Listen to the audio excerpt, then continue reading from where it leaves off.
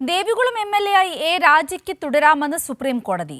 രാജയുടെ തെരഞ്ഞെടുപ്പ് വിജയം അസാധുവാക്കിയ ഹൈക്കോടതി വിധി സുപ്രീം കോടതി റദ്ദാക്കി. രാജയ്ക്ക് പട്ടിക വിഭാഗം സീറ്റിൽ മത്സരിക്കുവാൻ അർഹതയുണ്ടെന്ന് പറഞ്ഞ സുപ്രീം കോടതി ദേവികുളത്ത് ഉപതെരഞ്ഞെടുപ്പിന്റെ ആവശ്യമില്ലെന്നും വ്യക്തമാക്കിയിട്ടുണ്ട്. ദേവികുളം നിയമസഭാ മണ്ഡലത്തിൽ നിന്നും മത്സരിച്ച എ രാജയുടെ തെരഞ്ഞെടുപ്പ് അസാധുവാക്കിയ കേരള ഹൈക്കോടതി വിധിയിലാണ് സുപ്രീം കോടതിയുടെ നിർണായക ഉത്തരവ്. പട്ടിക വിഭാഗ സംവരണ സീറ്റിൽ മത്സരിക്കാൻ എ രാജയ്ക്ക് അർഹതയുണ്ടെന്ന് ജഡ്ജിമാരായ A Amanullah, P K Mishra എന്നിവരടങ്ങിയ രണ്ടംഗ ബെഞ്ച് വ്യക്തമാക്കി.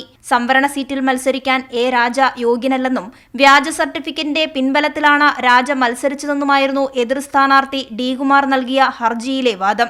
ഇത് ശരിവെച്ച ഹൈക്കോടതി വിധിയിൽ പിഴവുണ്ടെന്ന് സുപ്രീം കോടതി ചൂണ്ടിക്കാണിച്ചു. ഇത് ഒരു തെരഞ്ഞെടുപ്പ് കേസിലുപരി ഒരു സമുദായത്തിൽ പെടുന്ന പല ആളുകളെയും ബാധിക്കുന്ന രീതിയിലുള്ള ഒരു വിധിയാണ് അന്ന് ഹൈക്കോടതിയിൽ നിന്ന് ഉണ്ടായിട്ടുള്ളത്. മാധ്യമങ്ങൾ ഇങ്ങനെയുള്ള വിഷയം വന്നപ്പോൾ ഒറ്റ കാര്യം മാത്രം, ഞാനൊരു ഇടതുപക്ഷത്തിന്റെ MLA എന്നുള്ള നിലയ്ക്ക് എനിക്കെതിരെ ഇങ്ങനെ മതം മാറി തെറ്റായിട്ടാണ് ഒരു സർട്ടിഫിക്കറ്റ് സമ്പാദിച്ച് ഇവിടെ മത്സരിച്ച് എന്നുള്ള നിലയ്ക്കാണ് ചർച്ചകളെല്ലാം കൊണ്ടുവന്നത്. പക്ഷെ അതിനേക്കാൾ പ്രാധാന്യമായിരുന്നു 1950 പ്രസിഡൻഷ്യൽ ഉത്തരവ് അനുസരിച്ചുള്ള കാര്യങ്ങൾ.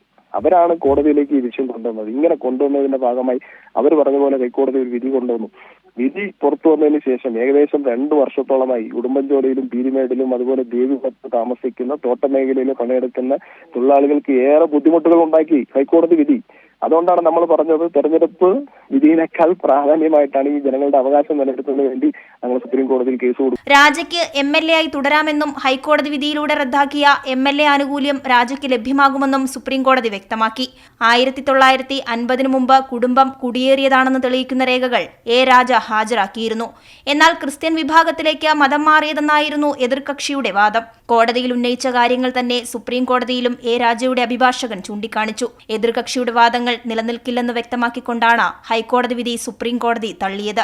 അതേസമയം രാജയ്ക്ക് MLA ആയി തുടരാമെന്ന വിധി CPM-നെതിരെയും എ രാജയ്ക്കെതിരെയും നടത്തിയ കോൺഗ്രസിന്റെ അടിസ്ഥാനരഹിതമായ പ്രചാരണങ്ങൾക്കുള്ള കനത്ത തിരിച്ചടിയാണ്.